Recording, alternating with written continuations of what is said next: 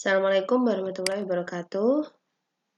Selamat berjumpa lagi dengan teman-teman kelas 5G dalam perkuliahan metodologi penelitian pendidikan. Pada pertemuan kali ini kita akan membahas tentang populasi dan sampel. Dalam pembahasan ini ada 3 bahasan. Yang pertama adalah kita akan membahas sedikit tentang metode penelitian, yang kedua populasi, yang ketiga penentuan sampel. Nah, sebelum kita membahas tentang populasi dan sampel, saya ingin mengulas sedikit tentang metode penelitian dalam penelitian kuantitatif. Jadi, metode penelitian itu merupakan bab ketiga dalam penulisan karya ilmiah dari hasil penelitian. Dalam metode penelitian kuantitatif, di bab 3 metode penelitian ini mencangkup pembahasan yang pertama adalah jenis penelitian. Mohon maaf ini tipe. Yang benar yang pertama adalah jenis penelitian, yang kedua identifikasi variabel, yang ketiga subjek penelitian. Baru setelah itu di poin keempat dalam metode penelitian dibahas tentang populasi dan sampel. Pada poin kelima, penulis atau peneliti harus menjelaskan tentang jenis dan sumber data yang digunakan. Yang keenam adalah teknik mengumpulkan data, dan yang ketujuh instrumen penelitian. Di bagian paling akhir yaitu penjelasan tentang teknik analisis data. Jadi dalam bab 3 metode penelitian ini paling tidak memuat 8 konten atau 8 pembahasan yang ada dalam kotak ini. Nah, namun dari ke-8 poin itu yang akan kita bahas secara spesifik pada pertemuan kali ini adalah tentang populasi dan sampel. Kita mulai dari pengertian populasi terlebih dahulu. Apa sih yang disebut dengan populasi? Populasi itu adalah keseluruhan objek atau subjek. Bisa juga populasi itu keseluruhan dari karakteristik tertentu yang ditetapkan oleh peneliti. Jadi inti dari populasi ini adalah keseluruhan dari objek atau karakteristik yang akan diteliti. Populasi sendiri dibedakan menjadi 2. Yang pertama adalah populasi dalam arti jumlah atau kuantitas, yang kedua populasi dalam arti karakteristik. Nah, contohnya populasi seperti ini. Ketika seseorang peneliti akan meneliti di sekolah X, maka di sekolah X tersebut sebenarnya ada 2 macam populasi. Jika peneliti melihat dari jumlah orang, jumlah subjek yang ada di sekolah X tersebut, maka dalam hal ini peneliti menggunakan populasi jumlah. Namun apabila dalam sekolah X tersebut yang peneliti perhatikan atau yang akan peneliti teliti adalah berkaitan dengan kebijakannya, prosedur kerjanya, kurikulum sekolahnya, atau kompetensi gurunya, maka hal-hal yang semacam ini disebut sebagai populasi karakteristik. Jadi terlihat ya perbedaan antara populasi jumlah sama populasi karakteristik. Kalau populasi karakteristik itu berkaitan dengan aspek apa yang diteliti, kemudian kalau populasi jumlah berkaitan dengan kuantitas atau banyaknya populasi yang ada di tempat penelitian tersebut. Itulah contoh populasi. Nah, sekarang kita akan melanjutkan pembahasan pada sampel. Sampel itu bisa dimaknai sebagai bagian dari jumlah atau karakteristik dari populasi itu tadi. Kalau populasi keseluruhan, maka kalau sampel ini adalah bagian dari populasi yang ditetapkan. Sampel diambil dari populasi, sampel yang diambil dari populasi harus benar-benar representatif. Representatif itu maksudnya mewakili dari populasi yang ada. Kalau dalam bukunya Sugiono itu dijelaskan bahwa bagaimana contohnya sampel yang kurang representatif. Contohnya ketika ada orang yang kemudian ditutup matanya. Orang A ketika ditutup matanya kemudian diarahkan untuk memegang gajah di bagian ekornya. Lalu orang B ditutup matanya dan diarahkan untuk memegang gajah pada bagian telinganya. Orang C ditutup matanya kemudian diarahkan untuk memegang gajah pada belalainya. Maka setelah kemudian mereka diminta untuk memegang gajah tersebut lalu menyimpulkan, maka orang A akan mengatakan bahwa gajah itu adalah hewan yang berekor panjang. Kemudian orang B menyebutkan bahwa gajah itu adalah hewan yang memiliki telinga yang sangat lebar. Kemudian orang yang C menjelaskan bahwa gajah itu hewan yang mempunyai belalai panjang. Nah, jadi pembahasan antara orang A, B, dan C itu kurang representatif, kurang mewakili dari penjelasan tentang gajah secara keseluruhan. Itu yang dimaksud kurang representatif, sehingga jawaban dari orang A, B, C kurang mewakili dari keseluruhan aspek gajah tersebut. Nah, untuk pengambilan sampel itu disebut sebagai teknik sampling. Jadi untuk menentukan sampel itu ada tekniknya Bapak Ibu. Tekniknya ada dua macam, ada teknik probability sampling, ada teknik non-probability sampling. Probability atau kalau dalam bahasa Indonesianya ini peluang. Jadi kalau probability sampling itu semuanya memiliki peluang yang sama. Tetapi kalau non-probability sampling itu berarti teknik pengambilan sampel di mana peluangnya itu tidak sama antara yang satu dengan yang lainnya. Untuk probability sampling sendiri ada 4 macam. Yang pertama adalah simple random sampling. Nah, simple random sampling ini biasanya digunakan untuk populasi yang sifatnya homogen. Jadi homogen itu kan satu jenis, populasinya satu jenis. Disebut sampel karena memang teknik pengambilan sampel ini adalah teknik sederhana, di mana populasi yang satu jenis atau homogen tersebut cukup langsung dipilih secara acak tanpa ada kriteria-kriteria khusus karena homogenitas itu tadi. Itu disebut sebagai simple random sampling. Pengambilan sampel dengan cara acak tanpa adanya ketentuan atau tanpa adanya proporsi tertentu. Yang kedua adalah proportionate stratified random sampling. Ini pengambilan teknik sampel teknik pengambilan sampel secara acak juga. Namun pada aspek yang kedua ini ada kategori-kategorinya sehingga peneliti harus memilih berdasarkan kategori-kategori tersebut. Contoh, ketika peneliti ingin meneliti tentang latar belakang pendidikan di daerah A, maka di situ ada kategori yang pertama adalah S1, kemudian S2, kemudian SMA contohnya. Nah, jumlah S1, S2, S3-nya kan tidak sama nih. Semisal S1-nya jumlahnya ada 300, S2-nya ada 100, kemudian SMA-nya ada 500. Nah, maka pengambilan sampel ini harus disesuaikan dengan tingkat pendidikannya itu tadi. Tidak boleh kita mengambil sampel karena jumlahnya katakan 900, langsung kita ambil 300 tanpa memperhatikan lulusan A, B, C. Nah, itu tidak boleh. Karena setiap lulusan tersebut jumlahnya berbeda-beda dan agar representatif maka persentasenya juga harus kita sesuaikan dengan jumlah tingkat kelulusan itu tadi. Nanti akan dibahas secara lebih spesifik. Nah, kemudian yang ketiga adalah disproportionate stratified random sampling.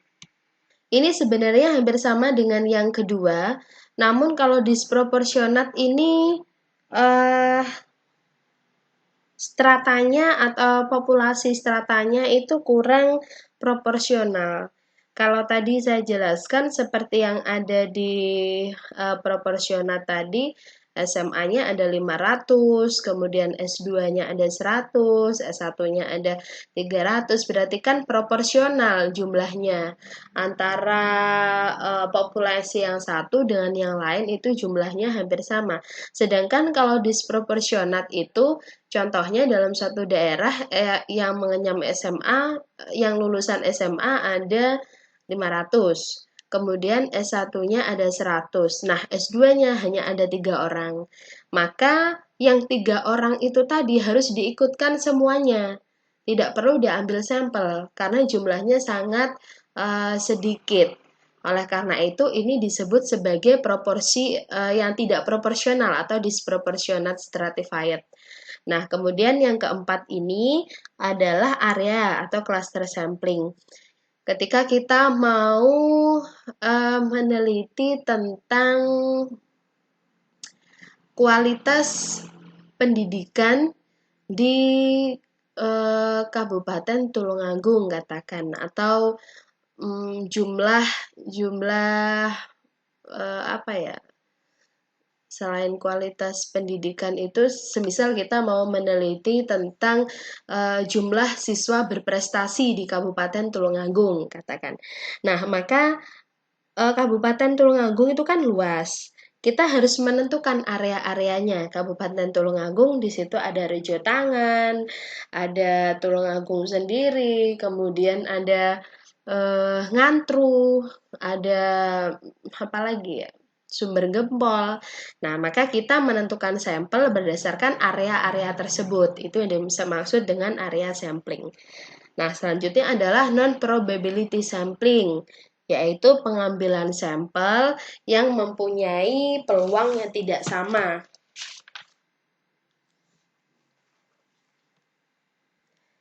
Yang pertama adalah sampling sistematis.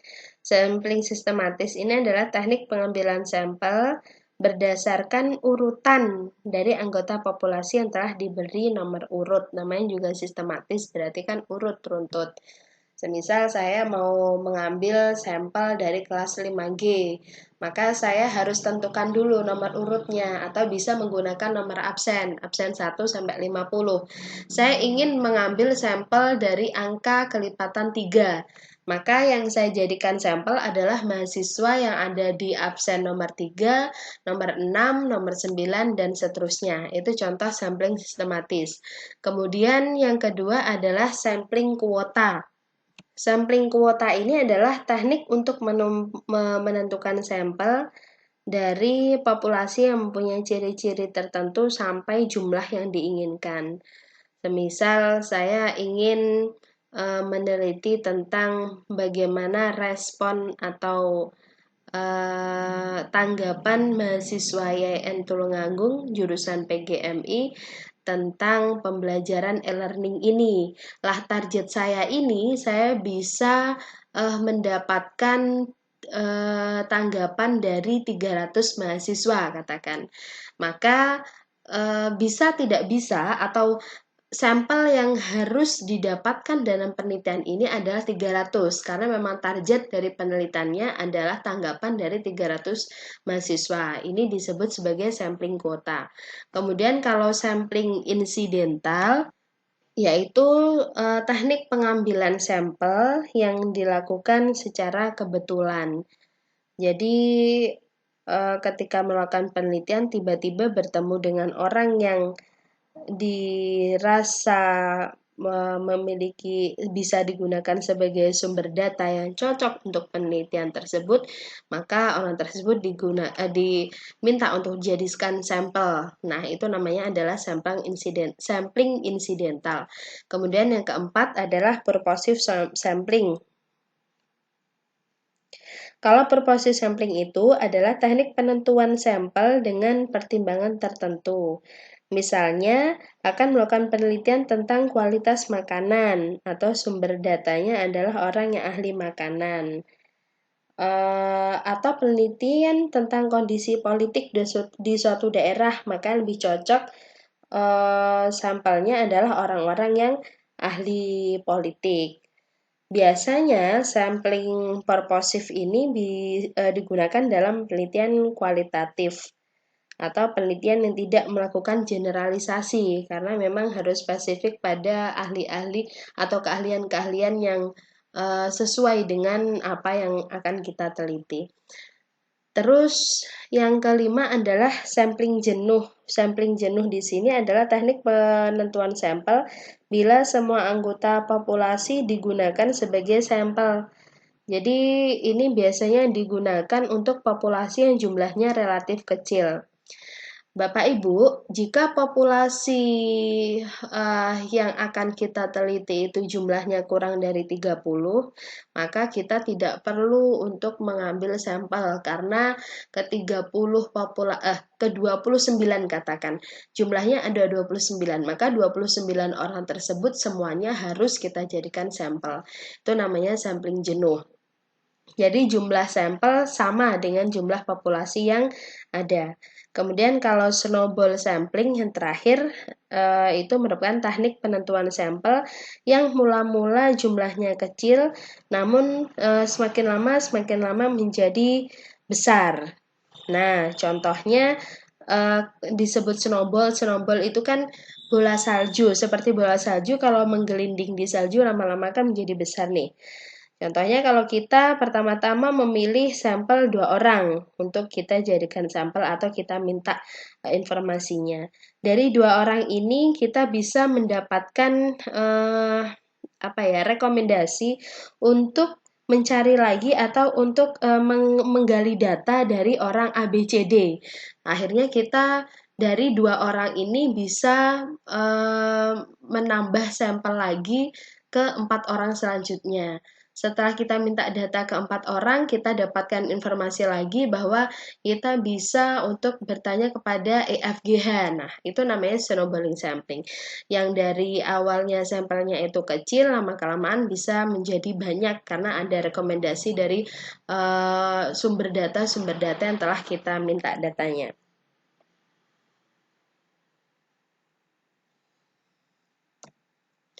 Itu macam-macam dari teknik pengambilan sampel.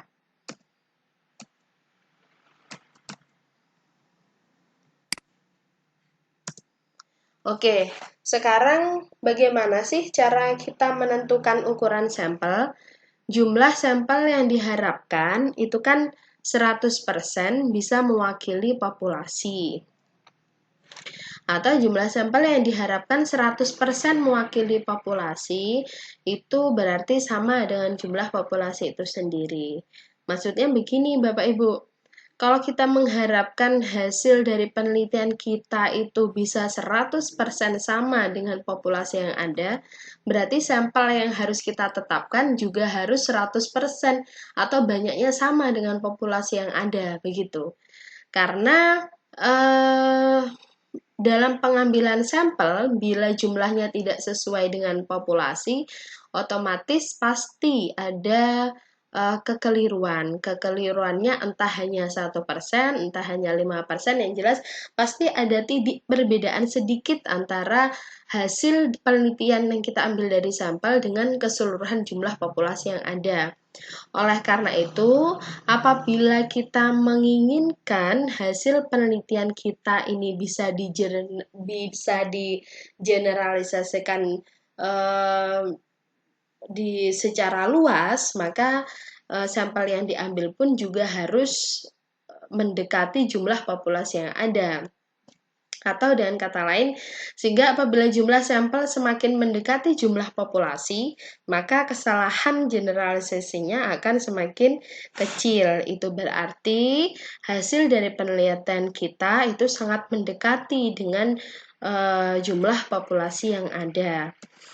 Nah, agar lebih mudahnya dalam menentukan jumlah sampel dari populasi tertentu, kita bisa menggunakan tabel. Ini adalah tabelnya Isaac dan Michael yang biasanya dipakai dalam penelitian kuantitatif. N ini adalah jumlahnya, kemudian 1% ini tingkat kesalahannya. Biasanya dalam penelitian-penelitian yang berbau penelitian-penelitian yang dalam bidang sains itu penelitian tersebut bisa diakui, digeneralisasikan bila kesalahannya hanya 1%. Kalau penelitian sosial itu biasanya menggunakan 5%. Ada juga yang menggunakan 10%. Nah, jadi kita bisa melihat dari tabel ini. Fungsinya untuk apa sih tabel ini? Nanti kita akan bahas. Contohnya ini. Saya tadi sudah menjelaskan tentang hal ini. Nah, namun kita lebih spesifik untuk menghitungnya. Bagaimana cara menentukan jumlah sampel? Semisal di sini jumlah populasinya ada 900 orang yang akan kita teliti. Dengan rincian S2-nya ada 100, S1-nya 300, SMA-nya 500. Nah, mengacu pada jumlah populasi 900 dengan kesalahan 5%, maka jumlah sampelnya 251. Benar nggak nih? Kita cek. N-nya jumlah populasinya 900. Karena kita mau mengambil yang tingkat kesalahan 5%, maka paling tidak minimal kita harus mengambil sampelnya adalah 251. Jadi tingkat kesalahan 5% dari jumlah populasi 900, minimal sampel yang harus kita pakai, kita gunakan adalah 251. Ini Bapak Ibu. Nah, baru kita hitung S2-nya ada 100, maka 100 per 900 dari jumlah populasi dikali 251 sampel seharusnya. Ini tadi saya hitung ketemunya 27,89. Karena yang kita teliti adalah orang, maka tidak mungkin orang itu dalam bentuk koma. Karena orang itu adalah suatu bagian yang utuh, maka kita bulatkan menjadi 28 orang. Kemudian S1-nya dari hasil penghitungan ini didapatkan 83,67, kita bulatkan menjadi 84. Untuk SMA dari hasil penghitungannya kita dapatkan 139,44. Kalau secara matematis, apabila di belakang koma ini, 2 digit di belakang koma ini kurang dari 5, maka seharusnya kita bulatkan ke bawah 139. Tapi karena yang akan kita teliti ini adalah orang, maka apabila 139, di belakangnya ada angka, meskipun itu di bawah 50%, maka kita bulatkan ke atas. Ini pembulatannya bukan 139, namun 140. Agak berbeda dengan konsep matematis yang biasanya kita gunakan. Sehingga total sampel yang harus kita ambil dari populasi 900 ini adalah 252. Itu berarti ini sudah mendekati sampel seharusnya yang harus kita ambil. Begitu Bapak Ibu. Nah, ini yang terakhir. Jadi ukuran sampel kalau menurut Roscoe itu yang layak dalam penelitian adalah 30 sampai 500. Biasanya jumlahnya sampel seperti itu jumlahnya. Bila sampel dibagi dalam kategori bisa jenis kelamin, tingkat pendidikan, dan lain sebagainya, maka jumlah sampel setiap kategori minimal 30. Bila katakan kategorinya ada laki-laki perempuan, di PGMI itu kan kebanyakan perempuannya, bukan laki-lakinya. Dalam satu angkatan, katakan perempuannya ada 210, 220, lalu laki-lakinya hanya 15. Maka jenis kelamin laki-laki itu harus kita ambil keseluruhan menjadi sampel, sedangkan yang perempuannya boleh kita menggunakan tabel yang tadi, caranya seperti tadi. Itu ukuran yang kedua. Kemudian ukuran yang ketiga, untuk penelitian eksperimen sederhana, biasanya kan kalau eksperimen terdiri dari kelompok eksperimen sama kelompok kontrol, maka jumlah anggota sampel masing-masing 10 sampai dengan 20. Itu saja Bapak Ibu, saya rasa yang perlu saya jelaskan berkaitan dengan populasi dan sampel. Kalau ada yang masih dibingungkan, bisa kita diskusikan di perkuliahan kali ini. Terima kasih. Wassalamualaikum warahmatullahi wabarakatuh.